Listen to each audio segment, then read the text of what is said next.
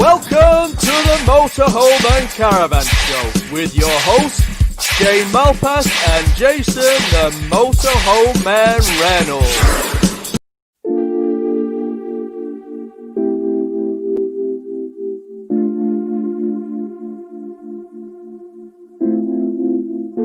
First of all, it couldn't be your fault.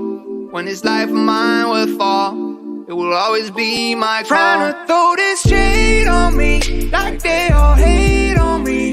Don't bring that rage on me. Why they throwing shade on me, like they ashamed of me. I thought, what age are we? It's warm outside, and we all want shine. Let you know about it in the city, cause stay in the crib this time. Whoa, got pics on the way like a vacay. Shoot photo with the AK. Got friends by my side, trying to have a great day. Then I wonder why they throw shades. Yeah, but it's all on me. Let them roam free like a European. Yeah, see me pick up the phone like I'm trying to haul a home, starting to act like E.T. Yeah, rock them shades, now they can't see me. Trying to run away, but I'm not speedy. Need no fake, I just want what's real, and I ride that way till I'm free. Yeah. Throw this shade on me, like they all hate on me. Don't bring that rage on me. No rage.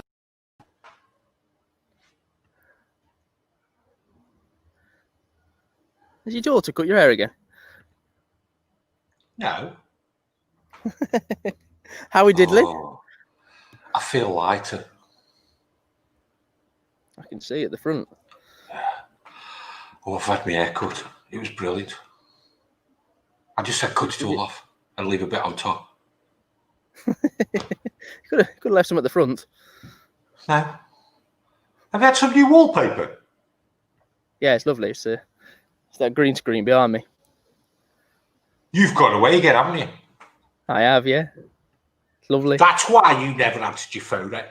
I've rang you every day and you've gone, get back to you later. You've gone away again. You've not even asked me again, have you? That's the problem. When you go away, you have to do everything in the week, so you don't get behind.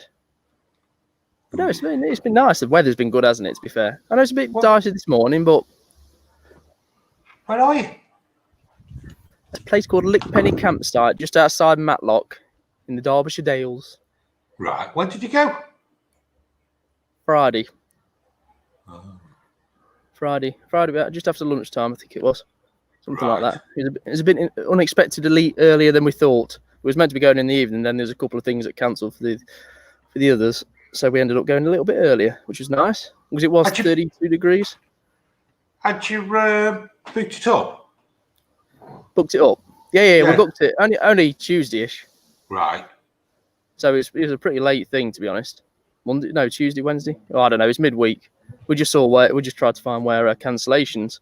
And this is what came up. What's the campsite like? You know what? It's absolutely lovely, to be honest. Are you on really, hookup or wild? Yeah, no, on hookup. Really nice big pictures.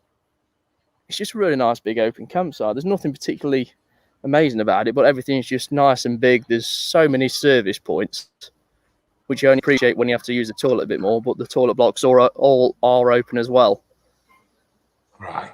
Well, yeah, I mean, here we go. That's the size of the pictures. I mean, that's... Oh, go on. You've shown it. You've had to take the Carthago, haven't you? That's well, you know why? That's a big pitch. I mean, that Carthago is 7.5 metres. So look how much space is at the back and how much is at the front. You could fit 3 or 4 of them on there. Whoa. Just go back to that other picture. Why have you got 2 barbecues? Because it depends what I'm cooking. I don't know. What's the one on the left? That's my Weber Touchmaster. Master Touch, sorry. Which is a coal grill. And the other one's gas. Okay. So what would you do with the one on the left? It's got a little bit more space on the top. Here we go. Look, here we go. You've even got the Carthago glasses. I know, they're still in the cupboard. So that one, you can do a little bit of more smoking stuff and low and slow, and then the other one I tend to do breakfast on. What are you cooking on there now? Nothing. That was earlier on. No, that's Friday night, sorry. Right. So what have you cooked on it? You know what? I've done pizza on it. Right. And I just did general barbecue stuff tomorrow. I haven't done anything low and slow because we've just been relaxing. And what have you done on the other one? Breakfast. Sausages, bacon. But you run out of space with the other one. It's a bit small. You like your barbecues, don't you? I love my barbecues. I've got 4. Like my little family. How long have you been doing that, Shane? What, barbecuing? Yeah, what got you to? What? America, really, because I used to go over there and I used to get some, used to go to some really nice barbecue restaurants. So I thought, well, I need to start getting onto that. And then I think I bought my first one just over 4 years ago, which is a big gas grill, a big Weber gas grill. And then I bought that little blue one, which is a little gas grill. And then I bought 2 more in the last probably 2 months. Okay. Right. I know you can't do it at the moment, but I like having parties with like 30, 40, 50, 60 people around. So then I cook for everybody. Okay, maybe one day, matey. Maybe one day. Yeah, definitely. Yeah. Maybe one day. 100%. We might even invite the other reprobates on. That'd be right. We could get. I tell you what, we could have everybody in the comments as well. We could do, yeah. We could we? That'd be good, wouldn't it? Cabby Fever. Evening, everyone. Looking forward to the show. Caravan Shorts. Evening, all. Colin Devane, evening lads, loving your shows. Colin in Aberdeenshire. Jim Page, hi guys. Hi, Jim. Lisa and Phil, good evening, Jason, Shane and John. Don't forget Mark and Lee. Dirty Trucker, the regular. Good evening, I like that. Good evening, Dirty Trucker. Russ Finn, evening folk. Byston Blinker, hi everyone. Stu here, looking forward to the show as usual. Dan Barnes, evening both. Byston Blinker Grand Prix, a little bit back to normal today. I watched the Grand Prix today. Available today. Hi guys, hope you're all okay. Teresa Timms, hi all. Like the echo, thank you. See. Caravan Nut, evening Jason and Shane. Evening Caravan Nut. I did watch your video with Carl from KTG. Good video. He's expanded, as you know, Carl. I remember going around to Carl's when it was just a little place. He's worked hard through lockdown, mate. Now, more importantly, let's talk about what you're in. Okay, so what I'm in, I don't know if I want to spoil it because that's the feature video for next week. Is it? Okay. Yes. Okay. So we're going to do A classes next week, are we? We are, yes. Right. A classes this week, Campervans this week. Right, so A classes next week. Okay. All right. Let's chuck a few more comments up, mate. Okay. Where do we get to? I've got a clue. You're under pressure tonight, mate. Kobe, evening, Kobe. Hi, all. Bob, evening, Bob. He's working hard, knocking these videos out as Bob.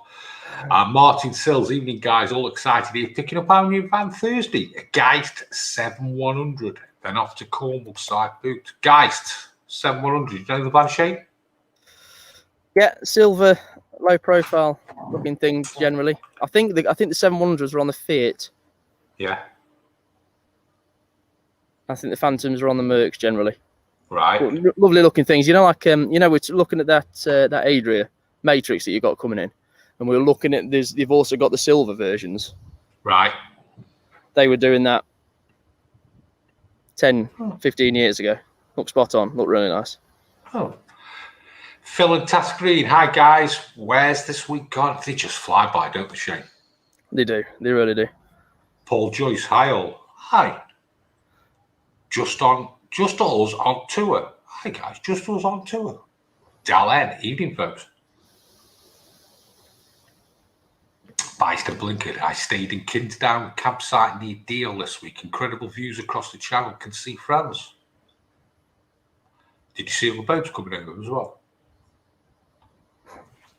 Bob Earnshaw, we've got 2 Cadillacs and can't use either of them yet. Need a barbecue gas point fitted. What's a Cadillac, Shane? It's like a Motorhome Caravan specifically built thing, isn't it? That just plugs straight in the external point. I mean, you can walk around a campsite. Yeah. It was a bit of everything. You can swap and change them around and do a bit of everything actually with him. And in fact, I've actually got one in this van as well, but it was left in there from the previous owner. Are they good then? No idea. Never used one. Never used one. A new feature coming out here. Shane's Cooking Motorhomes. Steve Edwards, evening all. Nice haircut. Thank you, Steve. Debbie G. Hi, guys. Hi, Debbie. Dave Birkin. Hi, guys. Stephen Pagett. Hi, guys. Rachael. Hi, Shane from the Whitehouse family. We live just found round the corner from you. Hi, Jason. Yeah. Yeah. Okay. So I do. Well, I know Ben, the son, and he's been talking to me about them thinking about getting a motorhome in the years to come. I reckon that's going to come a little bit sooner with all this happening at the moment. I reckon it will do. I think they were looking at Swift Escape 685, I think, with the rear U-shaped lounge and the drop-down bed. Right. I believe, but that was a few months ago, and I think they've changed a few times since then. What's that? 4 belted seats? 5. 5. It's got one rear facing. Oh, okay. We're going to talk about campervans tonight, aren't we, me and you? We are, yes. Okay. What's Mark going to talk about? Where's Mark? Let's bring him in. Evening. Hi, Mark. You all right, lads? I'm all right, are you? Not too bad. Not too bad. Bit stressed, but you know how it goes. Good. What are you talking about tonight? 2 caravans. So we've got a Swift and a better car. Right. What's special about them? The caravans. No, so what's special about them? What don't you like about them? No, there's caravans. That's what's special about them. No, there's just 2 family vans, side dinettes. Right, now we're getting somewhere. So we're talking about family caravans, are we? Very traditional ones, yeah. Very Right. traditional ones. So, Okay. if you look, Do you know back, what, it's Shane? probably I enjoy it. Do you know what? I really enjoy. I shouldn't be saying it, but I enjoy Mark's segment because we don't deal with caravans, and it's quite interesting, mate, isn't it? I genuinely have no idea about caravans anymore. I mean, I was watching the last auction the other day, and I was looking at all these caravans that I recognise. I was thinking, bloody hell, they're not making much money. And then realised that when I was buying them, they were 2007s, that sort of age. And they are 13, 14 years old now. So I'm so far out of touch. Yeah, actually, it was like last week, wasn't it? It was the Airstream and the Swift, wasn't it? Yeah. Yeah. I got for some reason I got a good idea about the base camps, but just the week before that, they were the best cars with the sensitive skylights and everything. Auto roof lights and best cars are nice. We've got another best car tonight. Okay. Okay. Be interesting. Do you know what? Well, it's always a bit dodgy. Do you know what, lads? Right, in them trees there, I think I found Bigfoot. He's there.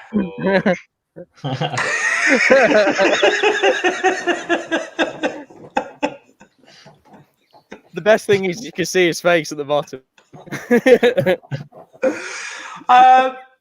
Okay, we're talking about family caravans. We're going to talk about campervans. John, what have we got John about? Adam. Hi, John. Good evening, everyone. Hi, John. How are we? How are we doing? All right. What are you talking about this week? I'm talking about a campsite, mate. Right. Okay. In Shropshire. No, not Shropshire. Shrewsbury. Not far Given from a me, bit of then. a clue. Not far from you. Given a bit of a clue there as to where it might be, or what it might be. How are we? We had a good week then. Hard week, mate. It's busy. I think since but since they announced the quarantine about people going abroad, it's gone berserk again.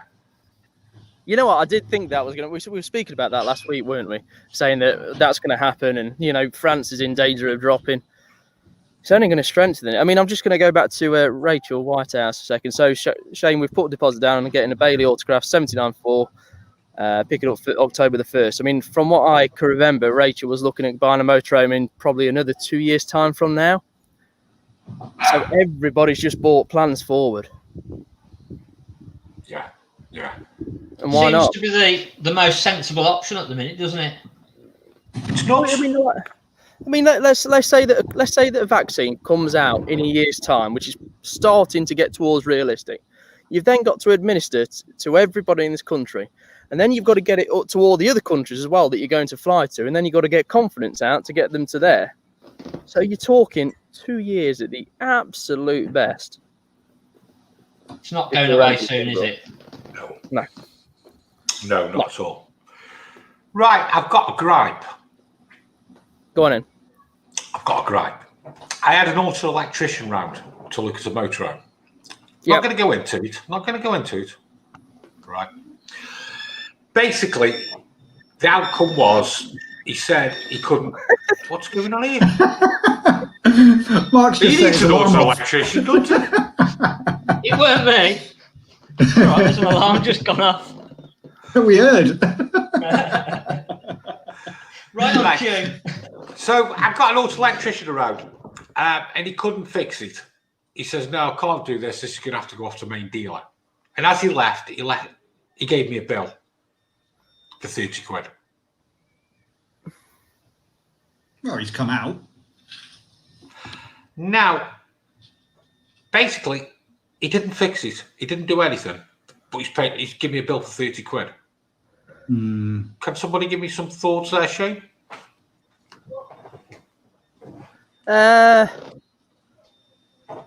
People in the comments, do I pay it? He's still had his time to come out, hasn't he? Is the problem? Yeah, I mean, it's still diagnostics, really, isn't it? I know he's not diagnosed it, but at least you can't. I mean, okay, I'll give you an example. So my friend's got a VW Group garage, and he has a lot of people who come in just to find out what the fault is, but then they go and do the job themselves. If he doesn't pay for the diagnostic check, or if you don't charge for it, then people will just be using him all over the shop.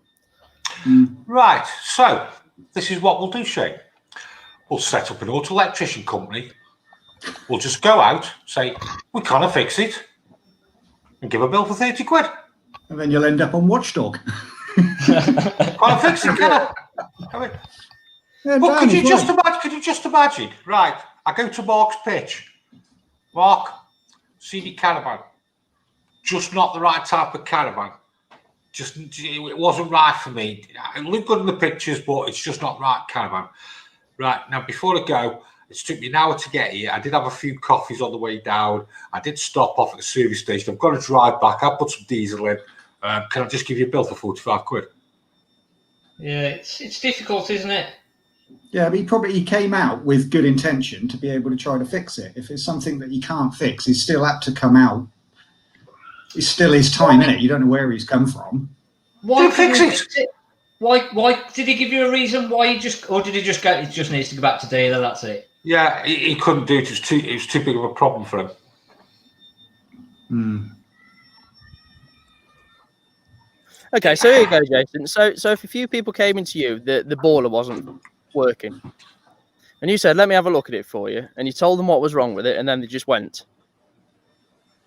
Yeah, I wouldn't charge them. And how many times did you do that without charging them? Every time. I'm just going to mix these vans up and bring them to you, Jace. Can you just tell me what's wrong with this? Thanks. Bye. I'm probably old school, aren't I? I'm probably old school. If I don't fix it, I don't charge somebody for it, do I? Yeah, it's difficult because it's his business, isn't it? He's got to earn a living, and if he kept going to places, and admittedly, if it's not going to be every single one that he can't fix, but it's still his time, isn't it?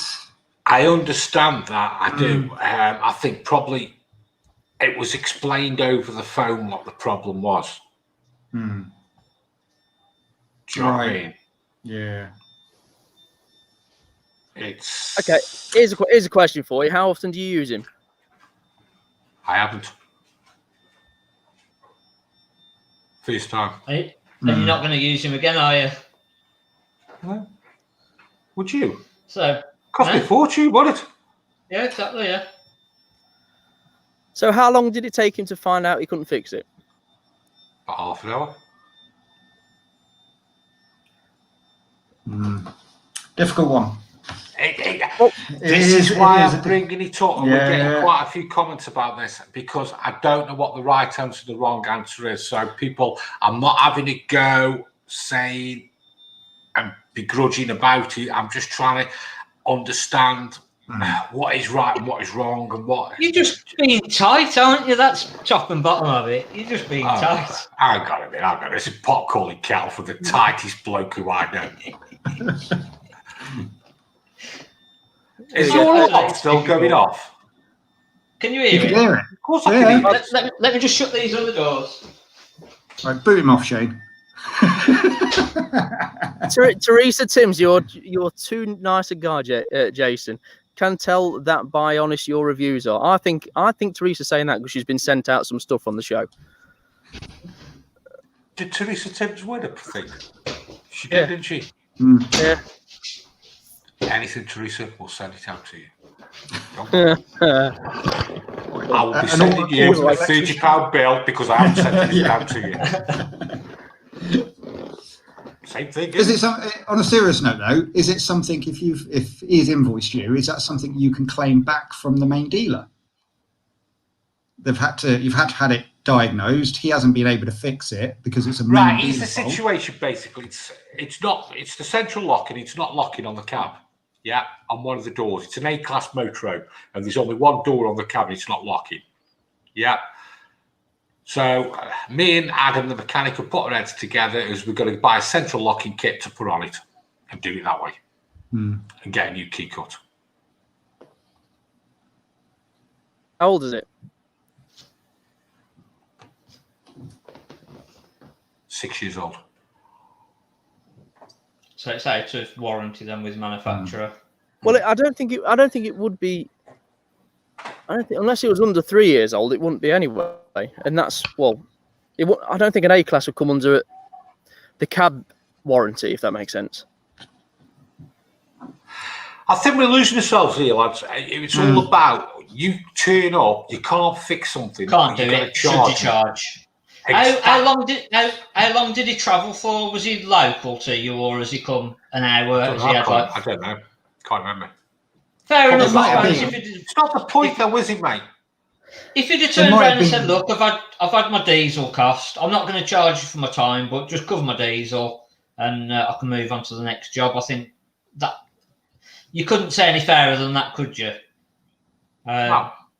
So, but it just depends on if he's travelled 30 quid's worth of diesel, then fair enough. If he's only travelled £2 worth of diesel, then it's a bit excessive. Have we got any comments here, Shane? I'd like an independent. Deborah, if you've taken it to him, then no charge.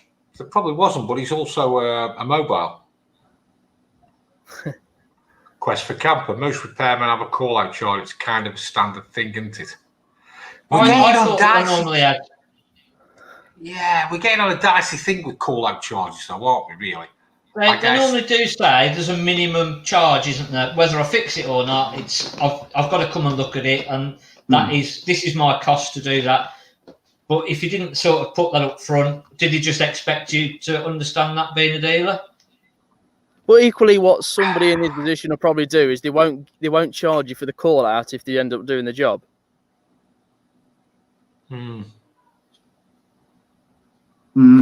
Well, I just can't get my head round. It'll be interesting one to ask Lee, actually. Oh yeah. I can't get my head round it. If you can't fix it, you should be charging people. But is that me? I'm trying to get both sides. Yeah. No, I see what you mean. Yeah. I get where you're coming from. It just depends how often that situation occurs. Put it this way, you're not going to use him again, are you? I don't get use you again, are they? Right, let's get into these pair. Come on, let's move on. We're getting away with ourselves here. Right, we've got open mic coming up soon, haven't we? End of the month. Yeah, it's only the 9th. Well, it's not far away. You nearly swore that as well. I did, yeah. It's 3 weeks away. Yeah, well, we've got to get prepared. If anybody wants to come on open mic, they want to promote the channel, they want to come on, got a YouTube channel or anything, they want to promote it, they want to come on, they'll ask them. We'll grill them. We'll promote their channel for them. We'll do everything. They can get me easily. Just follow me on Twitter. Oh, that's Today. me. Exactly. Caravans and Campers, it's SY45RP. Instagram of the Motorhome Man. And if you're watching this on YouTube, you can subscribe to my channel at the No, you won't. You've got it all wrong again. I knew you'd mess up tonight at the Motorhome Man YouTube channel. And also Shane. Yeah, or myself at We Buy Any Motor Caravan. And what else have we got, Jason, that we need to change? Oh, we need to change that the Motorhome Show, because it's the Motorhome and Caravan Show. And we're live across 5 platforms plus 1. We're actually on Caravan Shorts Live. We're on John's YouTube channel live tonight. Very good. Mm. Has he got anybody that follows him? He's like that. He's got a few watching now on his channel. I can see him here. They're all watching. And I think we'll get Mark of the Caravan Place. We'll get the show live onto his channel as well. What do you think? Yeah. It's a good idea. He's doing some good. To be fair to Mark, he's doing some very good videos, isn't he? He's putting a lot of content out there. I thought it was going to be a bit of a flash in the pan for him. I thought he was going to do a few, lose interest, and then that was it. But fair play, he's carrying on. Yeah, fair play. Right, shall we get into the campervans? You've got a campervan for me to look at, haven't you? We both got one, haven't we? We've got one each. So shall we? Can I see yours before you see mine? Oh, I'll show you. I'll show you mine if you show me yours. Right, you've got a campervan for me. Show me a campervan, mate. What have you got? All right, mate. Yep. Danbury Active Choice. Why is it called the Danbury Active Choice? That's because you can pick everything on it. It is your choice. So starting at £58,750, it's built on the VW, as you can see. So with it being the choice, you can choose everything from the paintwork, the wheels, the roof, the canvas, the worktop, and as we open up, you can even choose the leather. Now, what I have already done is I've set up this bed. So it's 2 single beds, and then with the pop top, you also have the option of a roof up there, of a bed up there as well. So this has gone for the black leather with a grey external paintwork and everything like that. And it's also gone for this nice grey woodwork inside. So you've got the 2 beds that are down here. This one is 1 single. You turn the driver's seat around, and as you can see, that one at the back, that is what it's like in the upright position. You've then got the table, which is neatly hidden into the side. Now this does come with Webasto heating, so it is well equipped inside, and we shall go and show you around the back. And as you can see at the back, we've got lots of storage. We've got a couple of shelves in there. We have got almost like a wardrobe, a mini wardrobe in there. Drawers for your cutlery. You've also got a nice little, I guess, worktop that you can pull out to use, which, because the sink and the hobs are on the top, it just gives you that little bit more space to use. Gas locker for your heating and hobs. And then at the bottom, something you don't normally get in these is a cassette toilet. And now what I really, really love about this camper. So you jump in, you're on the toilet, and you're doing your breakfast on your hob. Just next to the toilet, we do have this nice long wardrobe area. In the lounge area, as you can see, you do have the Webasto heating controls, more 12-volt socket and USB, as well as a little 230-volt socket just hiding below. Now, with this being a pop top, it does give you plenty of headroom. At this end where the kitchen is, you've probably got another 2 foot against me, which I am nearly 6 foot. So you do have this single bed, which is just short of 6 foot again. And you can see the seats do swivel round, as well as the driver's seat, which can give you a nice 4-seater lounge with that table, which was restored, does tuck into the side. So it can be used as a day van because it does have the 4-seater belt. You can use it for the kids for going out. So Jason, let's see what you have got to compete with this bad boy. You enjoyed doing that, didn't you?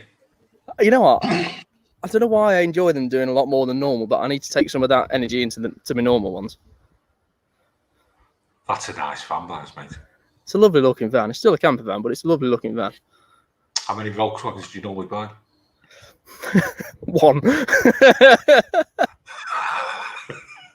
I can see why you brought it. Yeah.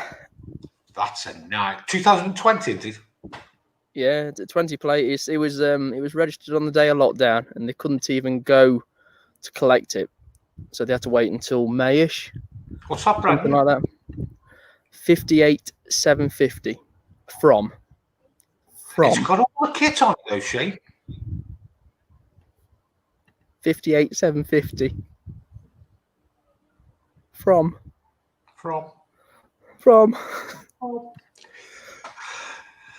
Do you know the best part about it? I love the cassette toilet. I mean, Breakfast. Oh. I know. I mean, you don't get many camper vans, to be fair, with toilets in, do you? And No, that did not have one. at all. And that, Not at all. The woodwork's nice as well.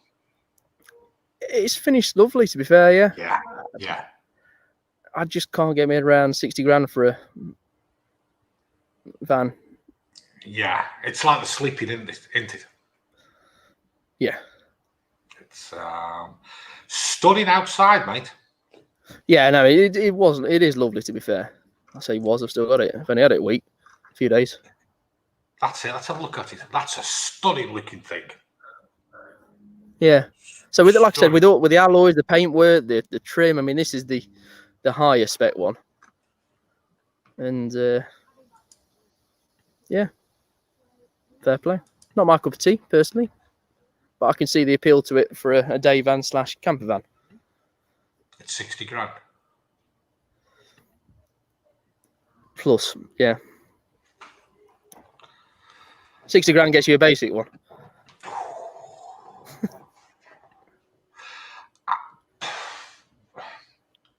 What's the appeal, mate?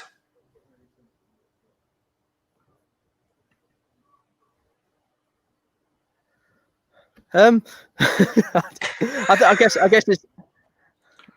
it's the size, isn't it? I guess it's the size. I mean, the interesting. I was having a look earlier. VW brought out the Grand California. If you've ever seen one of them, which is the big. So you got the California, then you got the one above. And I think they start at mid-late 70s. But there was another one that we got offered the other day, which was a Heimer. And that again, you know, was asking him how much did he pay for it 18 months ago, and it was 81 grand, and that was on the Merc van. Oh, right, yeah, the little Campervans. This is the big one. Do you remember the Grand Canyon, the 4x4 one on the Heimer stand? We saw in February. Mm-hmm. Yeah. One of them. Yeah, one of them. I mean, we saw the prices there. They were 80+ grand for a camper van, for a pop top. On that note, shall we have a look at some Caravans? Yeah, okay then. Who do we need for that, John? Come on, Doctor No. Oh, hello. Back again. What did you think about that Volkswagen? Yeah, I don't like the two single beds. They don't look comfortable. I think you either have the rock and roll bed and no toilet, or the single bed and the toilet, because you need the driver and passenger seat to be able to make up the bed. That's a great point, that is, Shane, because if you have the rock and roll bed, you're going to lose all your cooking and toilet area, aren't you? Yeah, you lose that. On that toilet. Yeah. The other thing is, you look at a VW Transporter van now with a combi with seats. They're knocking on, by the time you've done a few things, they're 50 grand just for a van with seats in. So to be fair, when you look at 58 grand starting from, I know, but that isn't hugely more than just some of the vans now. So let's good point, to be fair. Yeah, let's give Danbury the due. They've done a good job of it now. Yeah, I really can't fault it. He's put together incredibly well. It really is. Yeah. What have you got for us, Mark? First one should be a Swift Fairway 530 2017. Family van. Family van, 4-berth side washroom, so it's probably the most traditional layout that there is from day start in caravans. This layout hasn't stuck. It's not changed since sort of day one, really. It's probably one of the oldest layouts and still most traditional Just before we go on, could you just bring up Tom Saxon's comment?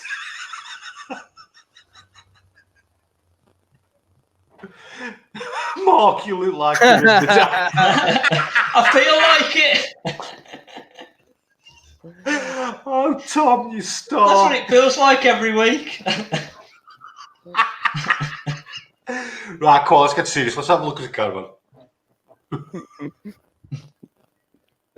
Day 16 in the Motorhome and Caravan house. Today we're going to be reviewing the Swift Fairway 530. This is a 2017 4-berth caravan, just under 1500 kilograms maximum weight and just under 23 feet overall.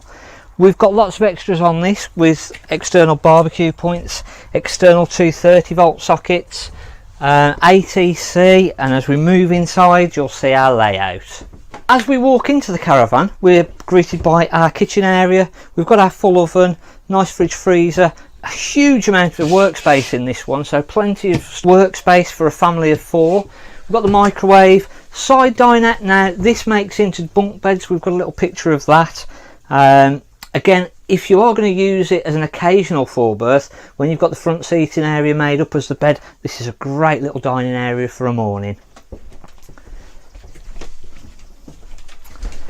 At the front of the caravan, we've got our 2 long bench seats. These are just over 6 foot length, so you can sleep out during the day, lounge around without having to make the bed up. When the bed does make up, it's again about 6.5 foot widthways, and there's plenty of room there without taking the front chest of drawers out.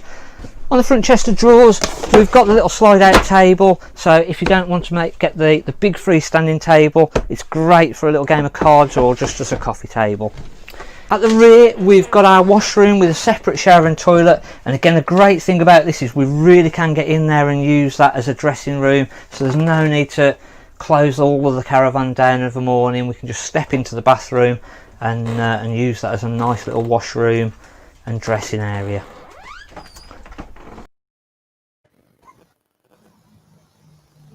So yeah, traditional 4-berth layout.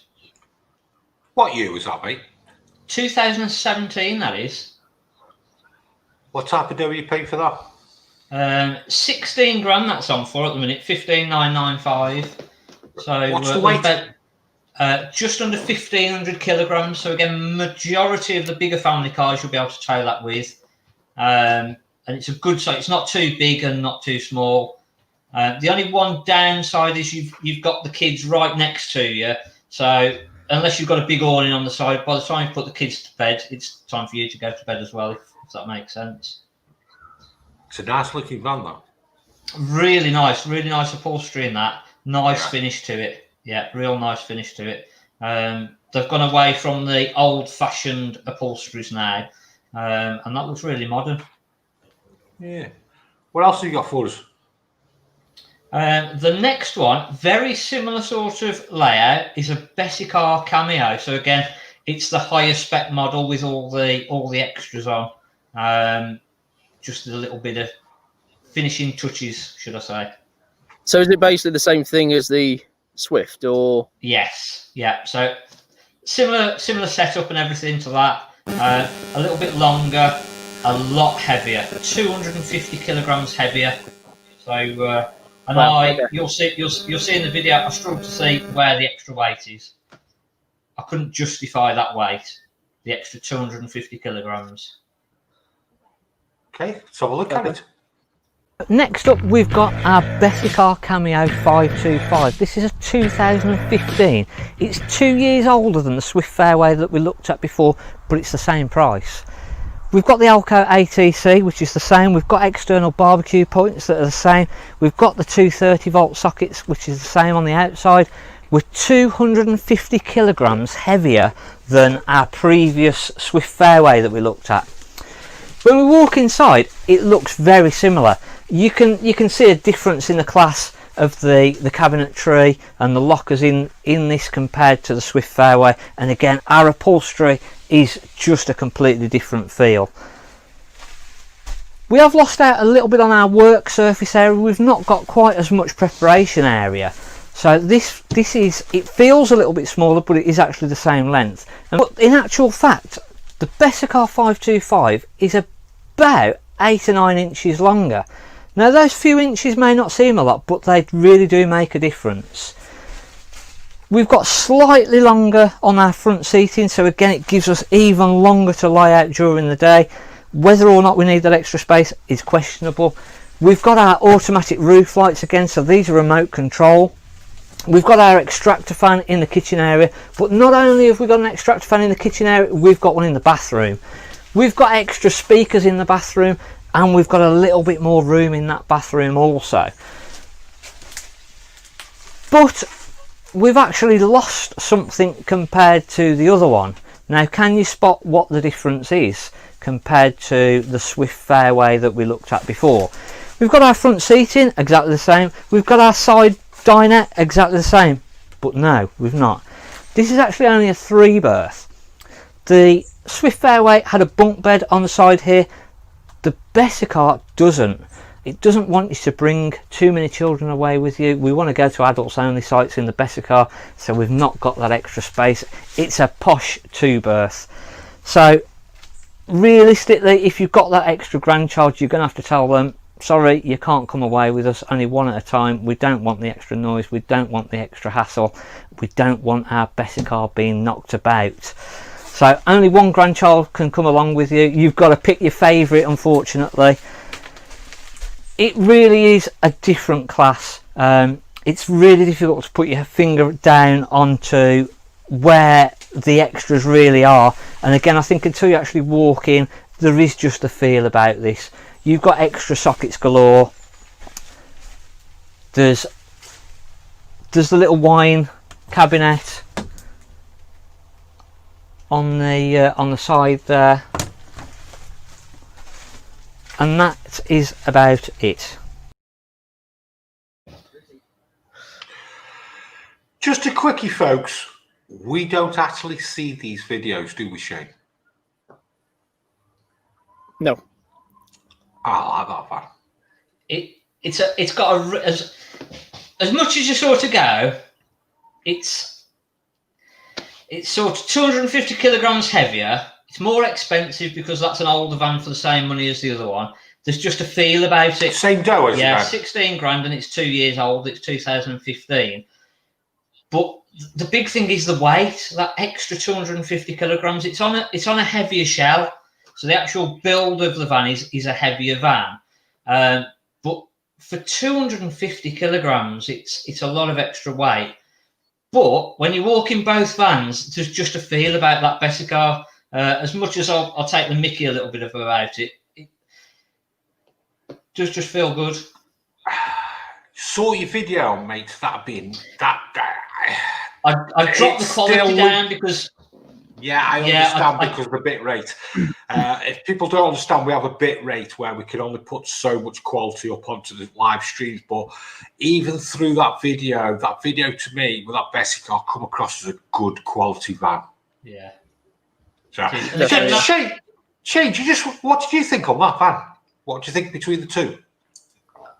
No, it does look a lot better. Yeah. But as I'm sure everybody understands, it's all about that max weight of the van.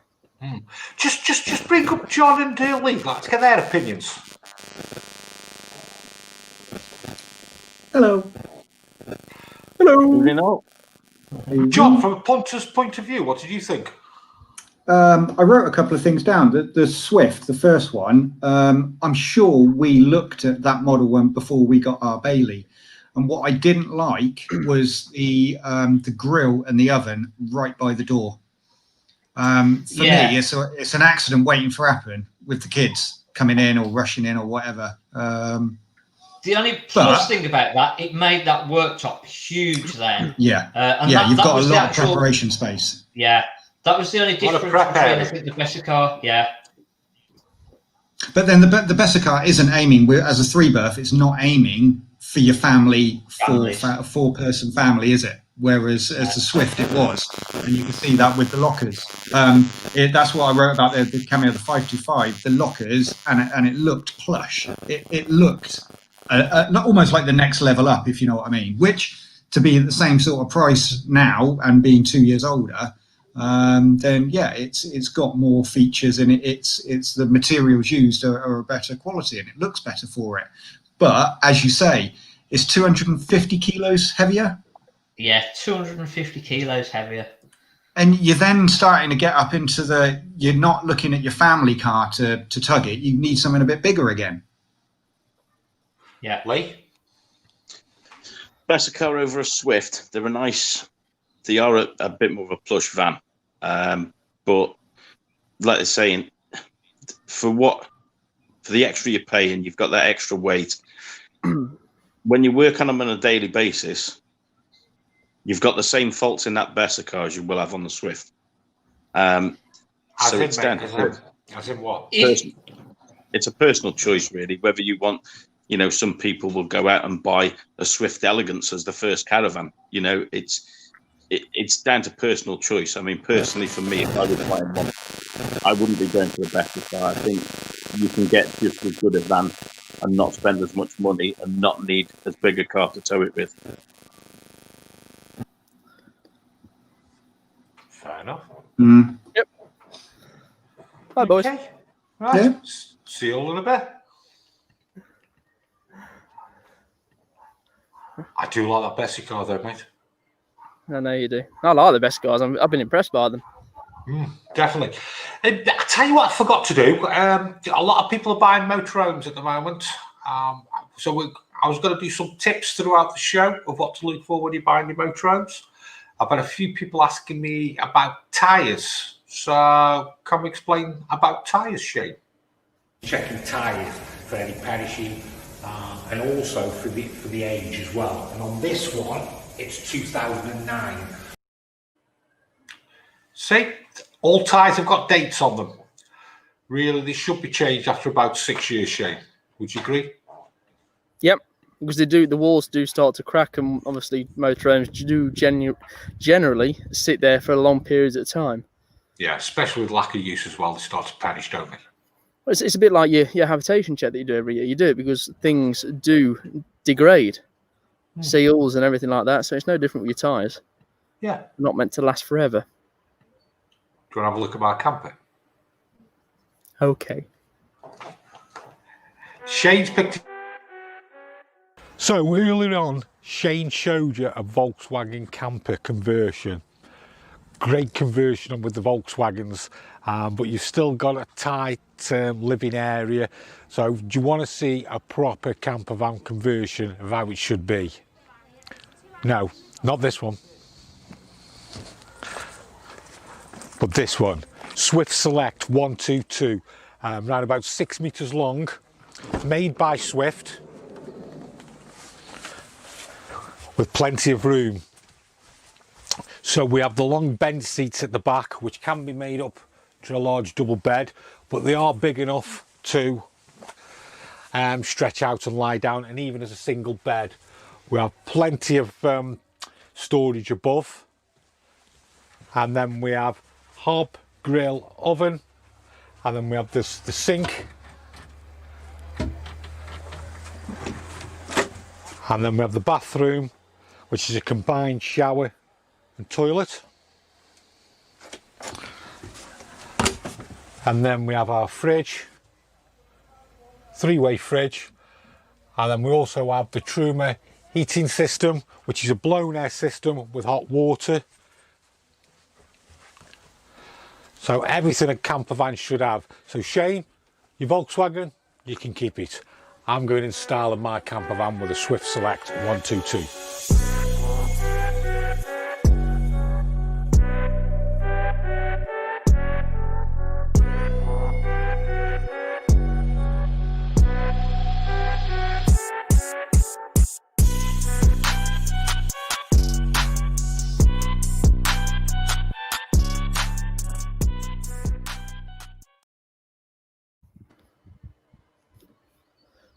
You like that?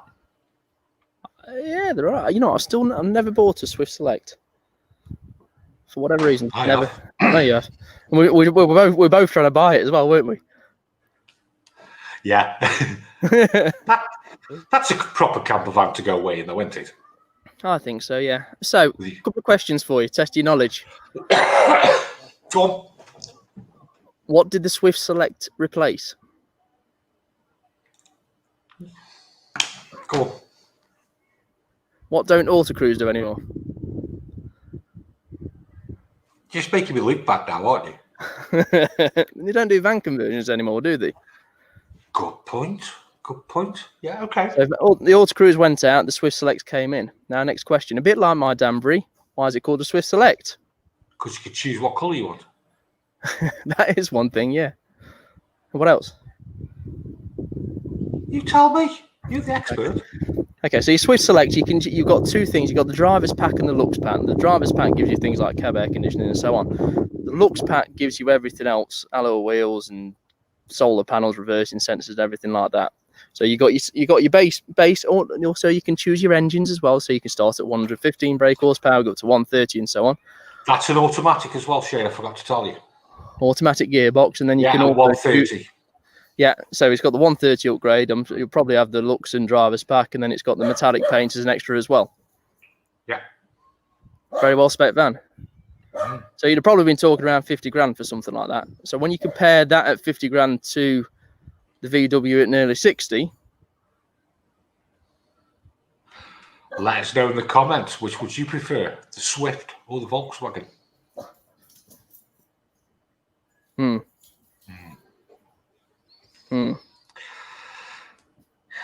I still can't get my head around it though, can you? No, the only thing you can put down to with the VW is size and the more of a day van element. I don't know I think the Swift Select, what do you reckon it is, 6 meters? Yeah, it's 6 meters, mate. 6 meters, 3,500 kilograms, 3.5 ton. So yeah, I'd probably say that the Transporter's probably close to 5. So neither are you there, Swift, is it? Swift, Swift, Swift, Swift, Swift. Nearly. Oh, cocky. I think Lee and John have got a Swift. Their hands up for Swift as well. And Mark's just bought a VW, so it's a different. The Volkswagens, like you said a good comment a while ago. You've got your motorhomes, you've got your campervans, and you've got your Volkswagens. They're a completely different market, mate, aren't they? Yeah, 100%. Yeah, I mean, campervans are almost as different as cars to motorhomes in terms of the market. Yeah. They're a complete crossover. Right, let's move on, mate. I enjoy doing them videos. Do you? I really enjoy doing them. Yeah, I do. So we've got A classes next week, have we? We have, yes. Okay. Buying a motorhome. Another question I get asked a lot about is cam belts. Do you want to play? Okay. Cam belts. Now, cam belts should be changed roughly every 5 years or 60,000 miles. But because motorhomes don't do the mileage that cars do, we normally tend to go off 5 years. And that's where people get a little bit confused. They look at the mileage rather than how long ago it was actually changed. Cam belts should be changed every 5 years, mate, shouldn't they? Yes. On the newer vehicles, if it's a 2.2, it's generally a chain, not a cam belt. On the older vans, 2.8's normally a chain, isn't it? Yep. So yeah, if you're buying a van, and I think the Fords are generally chain. Am I right in saying that? yes, mate. Yeah. Because the Ford and the 2.2s and so on are the same engine. Yeah, if you don't do anything to your motorhome, there's two things you should always do every year: oil and filter change, and also do your cam belts. Most important thing, because they're commercial vehicles. Shane? Yes. So, I agree, yeah. Definitely. We didn't see him last week. Where's Lee? Oh, we're going to bring him on? Yeah. Okay. I've got a question for Lee, actually. I've got a Here question. you are. Evening, gents. Yeah, you're right. you know, I never even noticed before. I've just had that AGM meeting for Tri Club, and I've switched you on my tablet, so I was there in the background, and then I just looked at the corner of my eye, and there I am in the bottom corner of the screen, and I thought, yeah.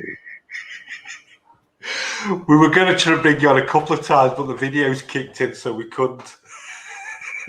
Yeah, I know. There's once or twice. Because at the bottom, because you've got your photo, your thing on portrait, it looks like my gran and granddad when they're watching it, and they're like this. Oh, sorry, when the FaceTiming, sorry. You know, like a kid's going, he's got his camera like that. Like that. You can't really see the full face. Yeah, that's what it looks like at the bottom corner. Quickie then, Lee. A lot of people are buying caravans and motorhomes at the moment. Just a quick, just a quickie. What to look out for when you're buying a caravan and motorhome, mate? At the minute, I was talking to a customer the other day. Obviously, I'm chocker busy. I said I've got people from lockdown who I'm still fitting in. I've got the people I'm normally doing that are trying to get booked in. I've got a few new customers, and I've got a new group of people that should be on holiday abroad, and they've bought an absolute bag of nails with all sorts of problems that needs fixing tomorrow before they go away the day after. I am absolutely inundated with it. People are buying vans, and I don't know whether they don't know what they're buying, or are they buying them privately? A lot are buying privately. People know that there is a massive demand for caravans and motorhomes at the minute, and they are literally pulling vans off fields you wouldn't keep chickens in. And selling them. Would it be an idea if you were looking at buying a van private to insist on seeing everything working? Oh, definitely. Absolute, definitely. Yeah. I mean, you'll always get people who say, and the big thing is, sometimes you can't tell if things are working properly. You can't tell if a fridge is working properly on electric, or whether it's working properly on gas. It might light up on gas. That doesn't mean to say that the matrix is any good and, you know, it'll actually cool. You know, what you want to insist is you see that fridge, you know, if you're going to see it, tell them to put it on the night before or something, so that when you get there, that fridge is cold. That's a great shout, Vallesley. That's a great shout, saying to people, look, can you put the fridge on the electric a couple of hours before we come? Yeah, because fridges for caravans and motorhomes are absolutely ridiculously expensive. So, and that's one. The phone calls I'm getting at the moment for fridges and water heater issues is every other one, really. Is I've got a problem with the fridge, I've got a problem with the water heater.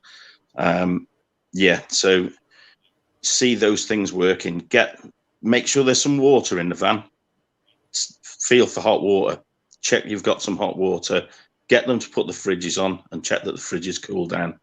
Because at the minute I'm inundated with calls with those issues.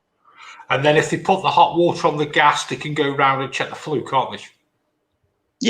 Yeah, you'll tell straight away if you're using stuff on gas. You're going to tell quite quickly if it's burning well. You know, you're going to have a black sooty mark up the side of the van. Same with the fridges. You know, you'll get some black soot in around the vents if it's not burning well. And then, you know, you need to have a word with them about getting it repaired, because obviously that's not a safe appliance. I mean, what's your thoughts there, mate? Use the AWS pre-purchase inspection scheme if buying privately. Thanks, Dan.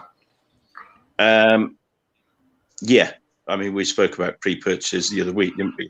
Yeah. There's a level of them about. The problem you've got at the minute is the majority of guys like myself at the minute, there is no chance I could take on any pre-purchase inspections at the minute, because I am just far too busy. People just can't get a pre-purchase inspection, can we? It's not. It's a great idea, but you've got to find someone that can do it and fit it in within the time scale that you want to buy it. It's really difficult to get established mobile engineers to go and do it, because at the moment they are just absolutely flooded with work. Yeah, there's a couple of things on this. I mean, there's something, again, going back to the forums, and you see a lot of people saying, "Oh, don't buy from a dealer, because they'll rip you off." But then I'm also seeing to buy from a dealer.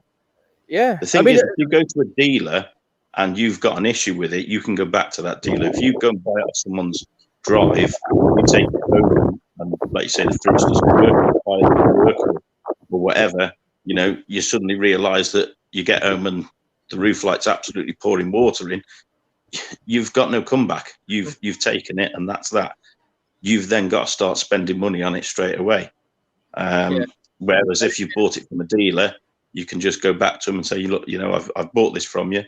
You know, at least you can insist on some form of warranty with it. You know, even if it's only 2 or 3 months, at least it gives you a chance to try everything and make sure before you know, to give you a period where you can go back and say, look, this doesn't work, that doesn't work. Yeah. I mean, there's a few things which some of the trade won't like us saying this, but if you buy something from a dealer and you get it home and it doesn't work, you've got 2 options. One is you can actually get your money back straight away if it's got a fault when you've taken delivery on it. And the other thing is, if you want to keep it, they have got to do the repair to get it back straight. Whereas you buy privately, you're not paying any less than a dealer at the moment, than a dealer's forecourt, because there are so few around. I mean, Dan, spot only, and that is just one reason to buy from a trusted dealer if they have any stock, and that's the other problem. Yeah, but you just got that peace of mind that if something does go wrong, you should be okay to get it sorted. Hopefully. Have you got a question for Lee?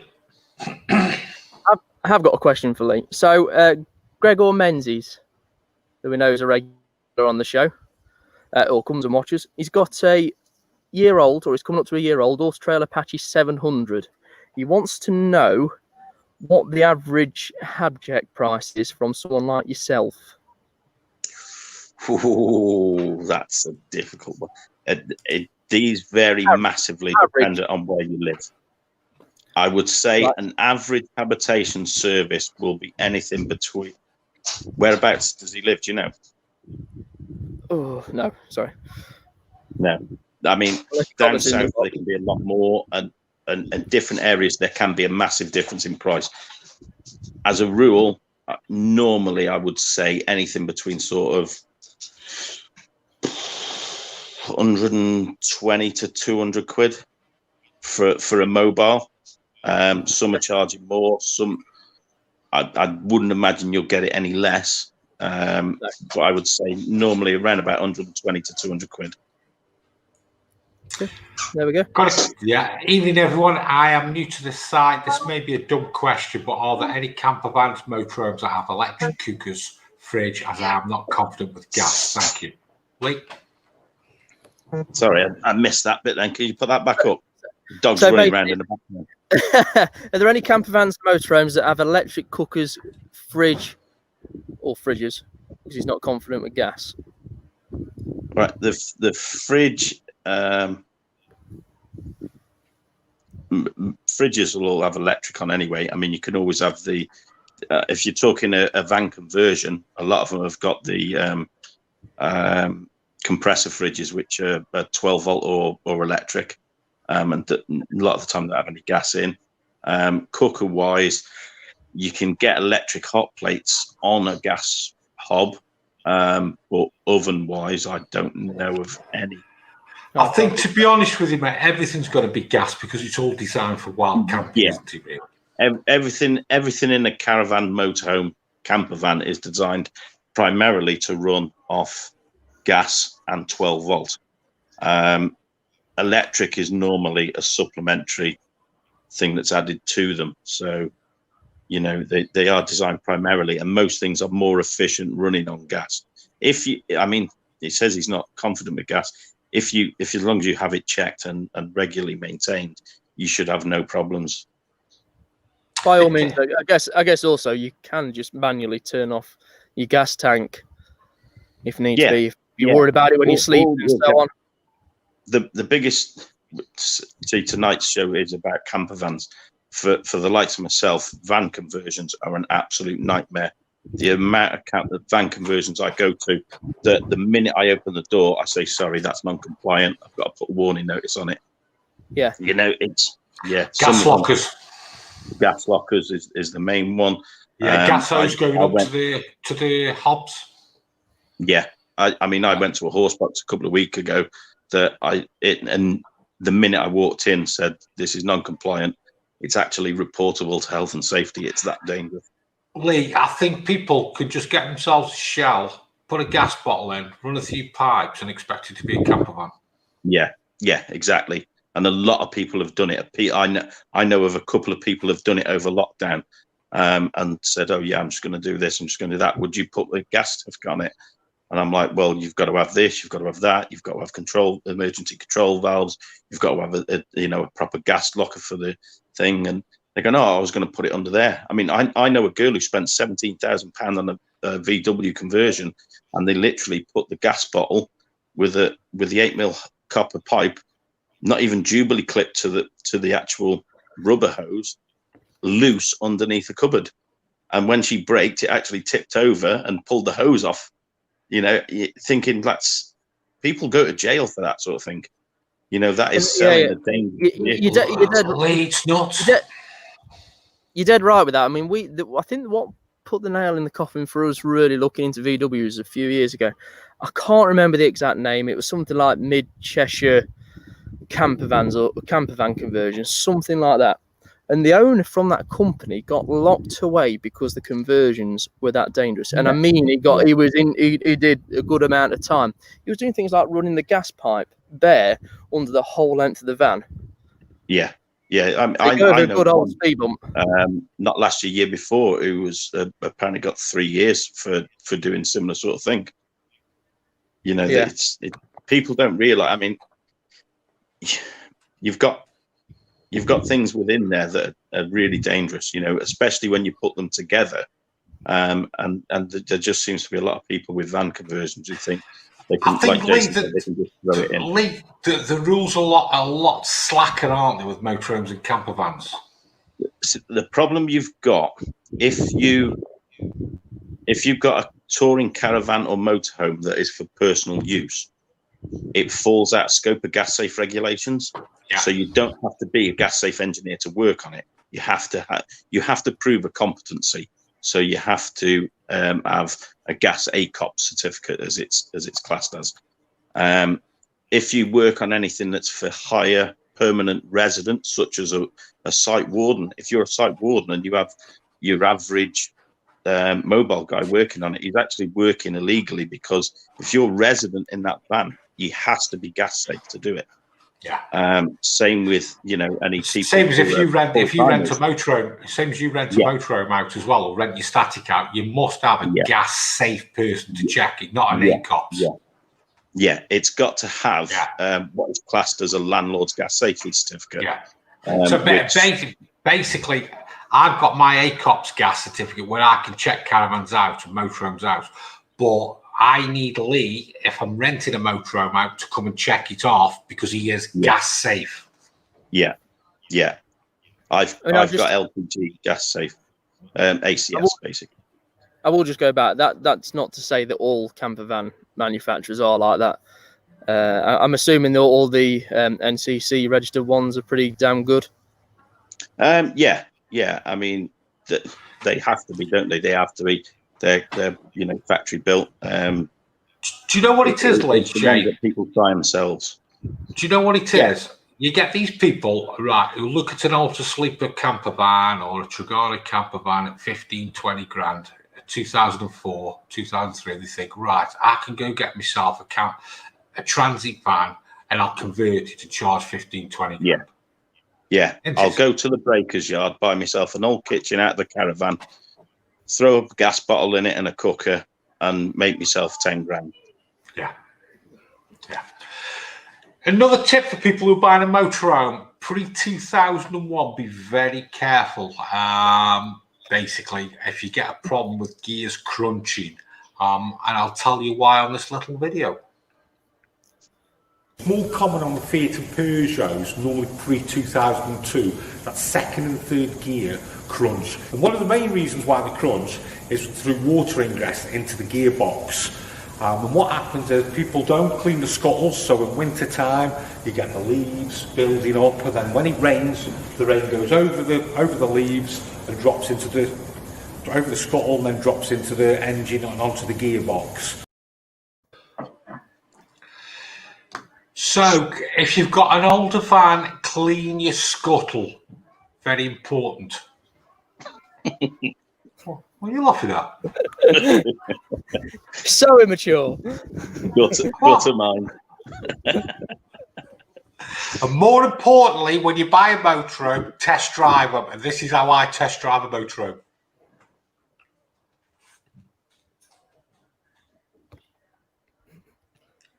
Very good, yeah. You put it on. Oh, you want to put it on? Sorry, you should. This is how I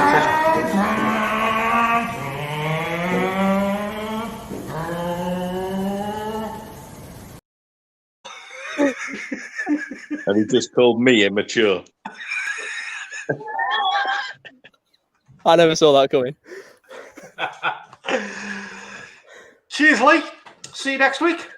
All right, mate. Take care. All right, mate. Thanks for your time. Take care, mate. Ta-ra. Right, let's crack into it. We're overrunning here. Let's get on Johns Jaunts. Evening, back again. All right. Now you know how to test drive a motorhome. I do like the VW. I do like the camper. Well, you're the only person. I think, yeah, well, the Swift. It has everything, doesn't it? It's bigger. It ticks all the boxes. It's cheaper, but it doesn't look as cool as a camper, as a VW. Oh, you say that after 5 hours slipping on that seat. Well, yeah, I know, but it's cool, isn't it? if you're the, I don't know. Anyway. Right, let's crack on then. Where are we going, John? Yes. Tonight we are going to be looking at Love to Stay. It's up in Shrewsbury. We went there not last year, year before. So one of our first trips away in our caravan. And here's a little video that I've done for you.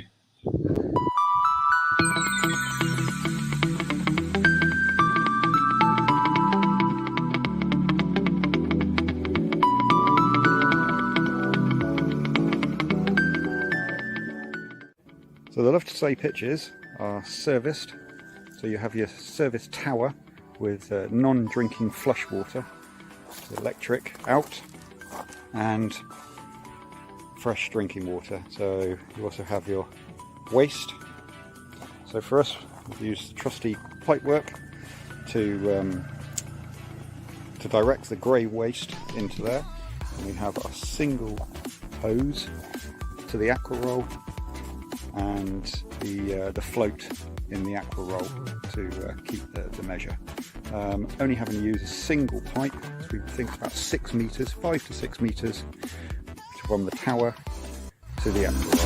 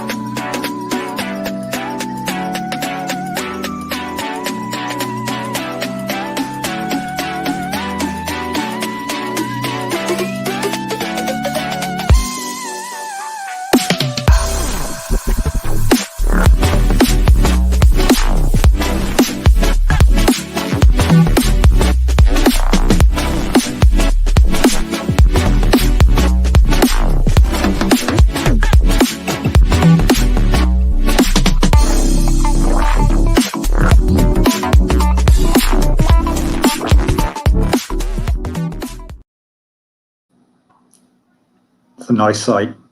That's a nice site, isn't it? It's a really nice site. I like the swimming pool. Yeah, it's a natural reed filtered swimming pool, and it's bloody cold. But it's lovely. It really is. I mean, you are paying a bit extra for it. I'm not gonna lie. You do pay a little bit more for it. But How much extra? well, to be fair, I mean, at the moment, I looked this week to see if there was any availability in August, and for the weekends, it's fully booked. But a weekend in September for 2 adults, 2 kids, and a dog is about 75 quid, which for a fully serviced pitch for the weekend isn't bad value. What adds to that is the activities. So if you want to use the pool, you've got to pay extra. If you want to use the hot tubs, you've got to pay extra. If you want to go paddleboarding, you've got to pay extra. How much extra for the swimming pool? Off the top of my head, I can't remember. Okay. It's not. I mean, it's not silly money. It's not silly money at all. But they've introduced. I mean, we went a couple of years ago, but they've now got their Isabella area, and you basically they've got awnings already set up. Isabella awnings already set up for you to use. They've got glamping pods there. You could obviously with the way things are at the moment, some of these activities may not be open and they may not be running. Yeah. So if you're looking at going shortly, it's worthwhile checking with them as to what is actually available. But we really enjoyed it. We went up with our friends who had that T5 and we had a cracking weekend up there. And it's one that we want to go back to.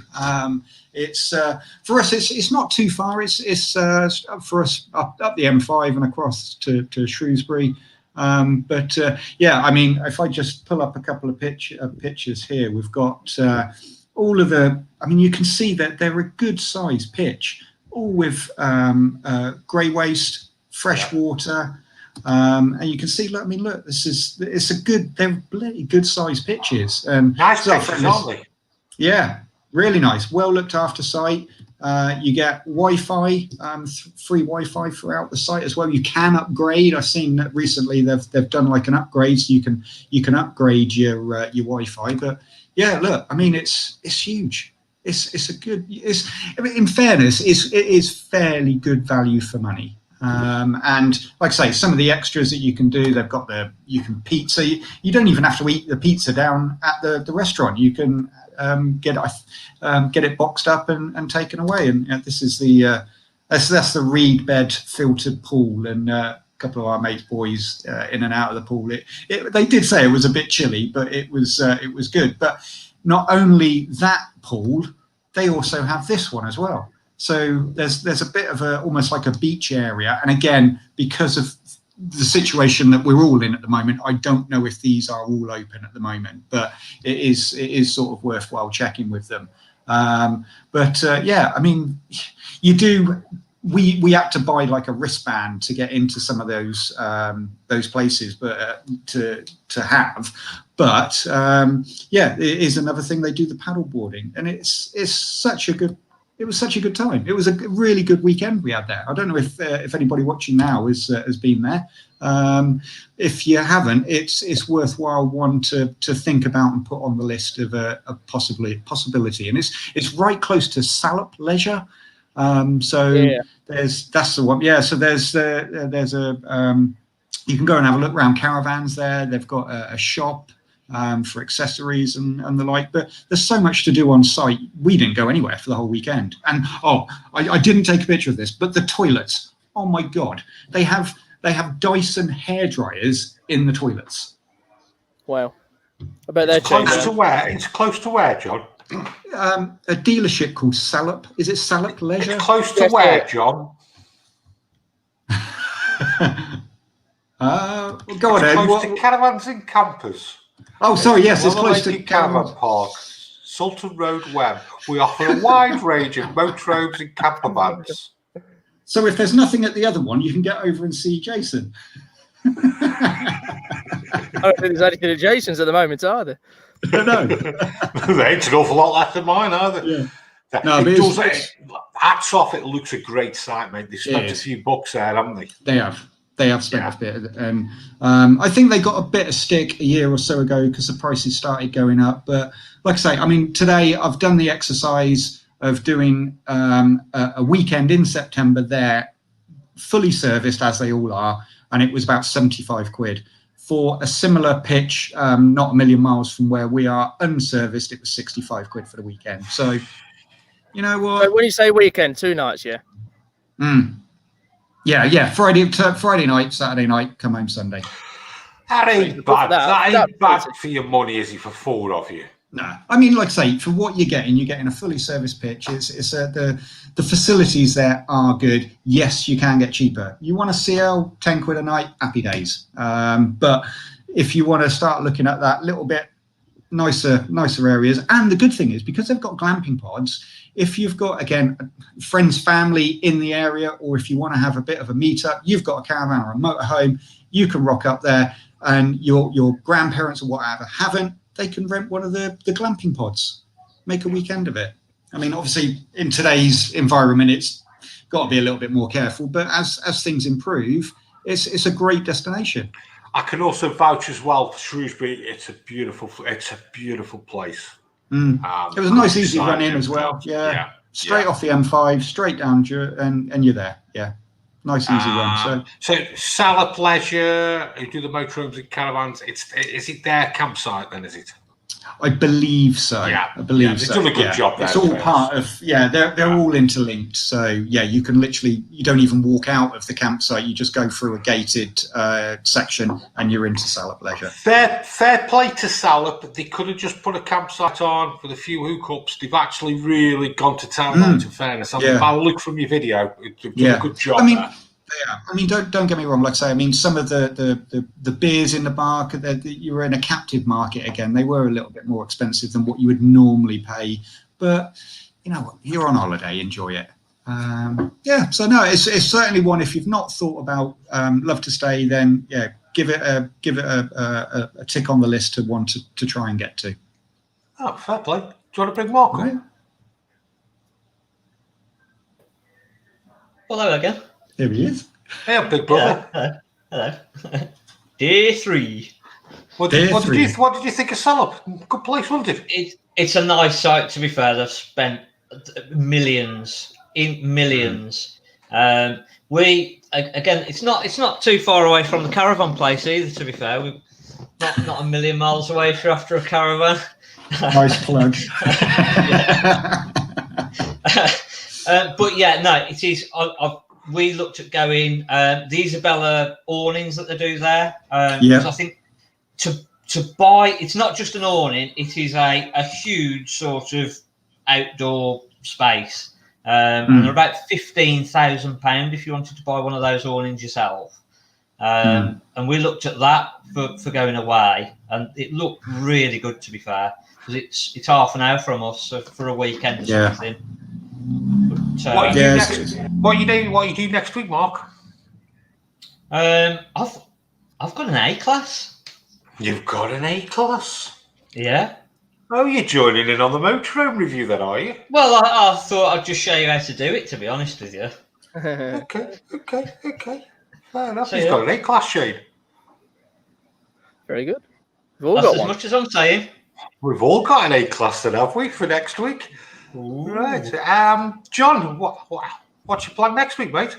I'm going to review a campsite I've been to. Oh, okay. Can't give it all away now. You haven't got a clue, have you? Seen that one? No. I haven't found it yet. We'll sort it out in a week. Right, everybody, thanks very much for watching. If you've enjoyed it, we've enjoyed ourselves tonight. We're going to let Shane carry on with his holiday. We're going to let Mark carry on with his Big Brother experiment. John is going to have a look for a campsite. And I'm waiting for my Chinese. See you all next week. See you next week.